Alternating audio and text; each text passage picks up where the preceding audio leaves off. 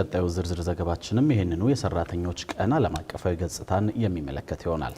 በዓለማችን በተለያዩ የስራ መስኮች ላይ ከተሰማሩትና ከ3 ቢሊዮን የላቀ ቁጥር ካላቸው ተቀጣሪዎች ውስጥ ግማሽ ያህሉ በቂ የሆነ የማህበራዊ ዋስትና ያልተሰጣቸው እንዲሁም የስራ ቦታ ደህንነታቸው ያልተረጋገጠላቸው መሆናቸውን የዓለም የሰራተኞች ድርጅት አስታውቋል።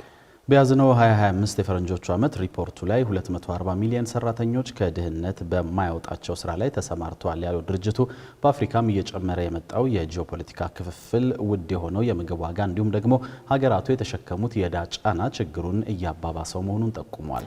አቤል አበበ እስከዛሬ የሚነሱ ጥያቄዎቹ ሳይመለሱ የትራምፕ አስተዳደር አዲስ የታሪፍ ጫናና የሰው ሰራሽ ክህሎት ቴክኖሎጂ ስጋት የደቀነበት የሰራተኞች ጥያቄን ጉዳይ እንደሚከተለው ዳሶታል። የኢንዱስትሪ አብዮት ፈንድቶ ባለሀብት የሆኑ ግለሰቦችና ተቋማት በርካቶችን ቀጥረው ማሰራት ከጀመሩበት ጊዜ አንስቶ ጥያቄ ያልተለየው የሰራተኞች መብት ጉዳይ ዛሬ በዘመነ ሰው ሰራሽ ልህቀትም ቢሆን ካልተፈቱ ተመሳሳይ ጥያቄዎቹ ጋር እንዳለ መሆኑ እየታየ ነው። ከዓመት ዓመት በመላው ዓለም ያሉ የሰራተኞች ማህበራት መፈክር አንግበው አደባባዮችን አጥለቅልቀው የመብት ጥያቄያችንን አድምጡልን እያሉ ብሶታቸውን ሲያሰሙ ቢታዩም ጥያቄዎቹ ግን በቂ መልስ ሳያገኙ መዝለቃቸውን የሚነገረው የዓለም የሰራተኞች ድርጅትም ቢሆን ይህንኑ ሀሳብ ሲያጠናክር በሚሊዮኖች የሚቆጠሩ የዓለማችን ሰራተኞች በተለይም በታዳጊ ሀገራት ያሉቱ ከድህነትና ከኢኮኖሚያዊ መገለል ባላወጧቸው ስራዎች ውስጥ ተጠምደው ይገኛሉ ነው የሚለው። ተቀጥረው የሚሰሩት ስራ ከከፋ ድህነት ያላወጣቸው ሰራተኞች 240 ሚሊዮን ገደማ ናቸው የሚለው ድርጅቱ ይህም በዓለማችን በስራ ላይ ካለው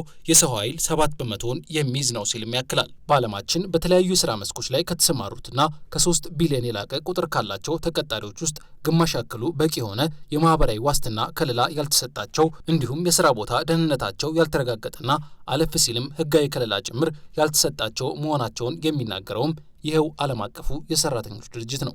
ይህ በአሰሪዎች በሰራተኞችና በመንግስታት የማግባባት ሚና ምላሽ እንዲያገኝ የሚጠበቀው የሰራተኞች ጥያቄ እንደየጊዜው ይነሱበት የነበሩ ጥያቄዎችን በበቂ መልኩ ሳይመልስ አሁን ላይ ደግሞ ከዘመን ጋር የመጡ ተጨማሪ ስጋቶች እየታከሉበት እንደሆነ እየተስተዋለ ነው። የዓለም የኢኮኖሚ ፎረም ትንበያ እንደሚያሳየው ከሆነ ስጋትንና ተስፋን ይዞ የመጣው የኤአይ ወይንም የሰው ሰራሽ ልህቀት ቴክኖሎጂ በ2027 የፈረንጆቹ ዓመት ማለትም ከ2 ዓመታት በኋላ 47 በመቶ የሥራ ቦታዎችን ስራ በቴክኖሎጂ የሚመራ እንዲሆን ሊያደርገው ይችላል ይላል። ይህ ቴክኖሎጂ በእነዚህ ቦታዎች የሚሰሩ ሰዎችን ሚና የሚተካ መሆኑ ታዲያ የሚከፈለን ደሞዝ ለዕለት ጉርሳችን አልበቃንም ብለው አቤት ለሚሉ ሰራተኞች በእንቅርት ላይ የሚባለውን አይነት ሆኖባቸዋል። ይህ ብቻ ሳይሆን ዓለማችንን ወደ ንግድ ጦርነት እያንደረደረ ነው ሲባልለት የቆየው የፕሬዚዳንት ትራምፕ አስተዳደር የታሪፍ ውሳኔም ለፍቶ አደሮችን ስራ አልባ ሊያደርገን ይችላል የሚል ቅሬታ ከቶኪዮ እስከ ቱርክ አስነስቶ ታይቷል። ይህንን የፕሬዚዳንት ትራምፕ ውሳኔ ኮንነው ዛሬ በዓለም የሰራተኞች ቀን በፈረንሳይና በጀርመን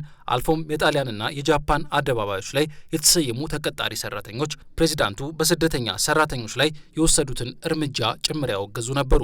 ይህ የትራምፕ ታሪፍ ስራችንን የሚያሳጣና የእንጀራ ገመዳችንን የሚበጥስ ነው ሲሉ አደባባይ የወጡ የታይዋን ሰራተኞችም ታሪፉ ተግባራዊ ከሆነ የሀገር ውስጥ ኢንዱስትሪዎቻችን ይሽመደመዳሉ፣ የነሱ መጎዳት ደግሞ የሰራተኞቻቸውም ጉዳት ነው ማለታቸውን የተነገረው። የተቃዋሚ ፖለቲከኛው ኢክረም ኢማሞግሉን እስርና የሰራተኞች የመብት ጥያቄን ያነገቡ ሰዎችን አደባልቆ የታየው የቱርኩ የሰራተኞች ጥያቄ ደግሞ በታስኪም አደባባይ ላይ ከተሰየሙ ሰልፈኞች ውስጥ 200 ያክሉ የታሰሩበት ነው ተብሏል።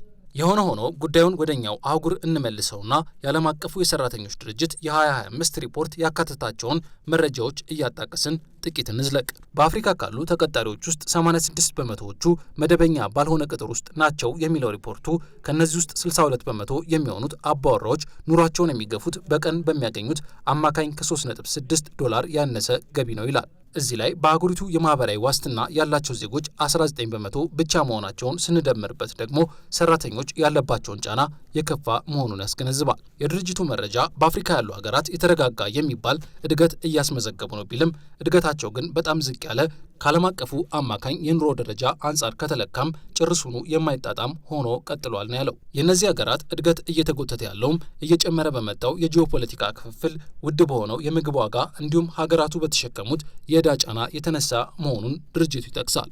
ያም ብቻ ሳይሆን በምስራቅና በሰሜናዊ አፍሪካ ቀጠናዎች ላይ ያሉ ግጭቶች የበርካታ ሀገራትን እድገት እየጎተቱ ነው ብሎ ሱዳንና ኢትዮጵያን የሚጠቅሰው ድርጅቱ ይህም ቱሪዝምና የኢንዱስትሪውን ዘርፍ እየጎዳ ነው ይላል። እናም ዘርፎቹ በተጎዱ ቁጥር ደግሞ የሀገራቱ ኢኮኖሚያዊ አቅም ብሎም የመቅጠርና ቀጥሮም ጥሩ ኑሮ የሚያኖር ደሞዝን የመክፈል አቅም እንዲሁ ጥያቄ ውስጥ ይገባል ነው የሪፖርቱ ጥቅል ሀሳብ። እናስ ምን ይደረግ ለሚለው ጥያቄ ምክረ ሀሳብ የሚያስቀምጠው ይህ ሪፖርት በተለይ ከ28 ሚሊዮን በላይ ዜጎቿ በተለያዩ የዓለም ሀገራት ለሚኖሩባት አፍሪካ ሬሚታንስ ወይንም የሐዋላ ገቢን ሁነኛ አማራጭ አድርጎ ማየት ይገባል ነው ያለው። ወደ አፍሪካ የሚፈሰው የሐዋላ ገንዘብ ከውጭ ቀጥታ ኢንቨስትመንት ጭምር ይበልጣል የሚለው የዓለም የሰራተኞች ድርጅት አህጉሪቱ ይህንን ለዕለታዊ ጥቅምና ምርታማ ላልሆኑ ነገሮች እየዋለ ያለ ገንዘብ ወደ ኢንቨስትመንት መቀየር ላይ ትኩረት መስጠት እንዳለባት ምክረ ሀሳቡን ሲለግስ ኢትዮጵያና ናይጄሪያን ጥሩ ተሞክሮ ያላቸው አገራት አድርጎ ጠቅሷል።